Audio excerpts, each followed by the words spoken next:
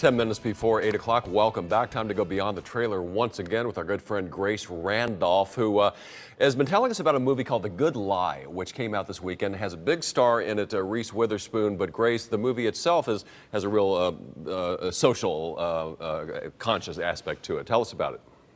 Yes, well, I think it's a great movie for right now and an important film because we hear these headlines, now they're coming out of Syria, but it's important to remember there are people in the world who are having trouble just surviving and getting the basics. And the only reason is it's a matter of luck of where you're born in the world.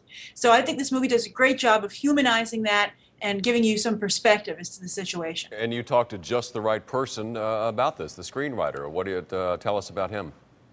It's actually a woman, Margaret Nagel. And she is an award-winning screenwriter. She wrote Warm Springs for HBO a couple of years ago. That's the Kenneth Branagh FDR bio about him coming to terms with his polio.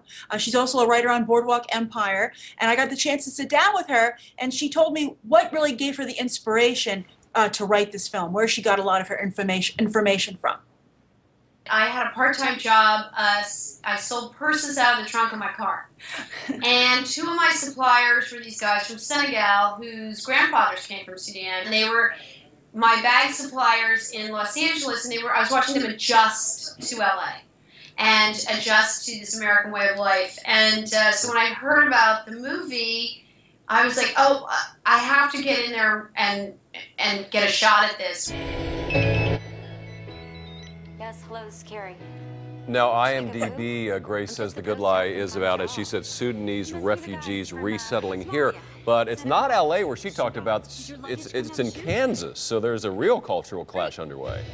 Yes, well, actually, there's some similarities because, there's both farming communities, both where they're coming from and here in the United States. But I think also the movie is another reminder that just because you have good intentions doesn't mean much if you don't have good follow-through. And it's, interesting and somewhat tragic to see how the United States doesn't do the best job helping these people, assimilate to their life here.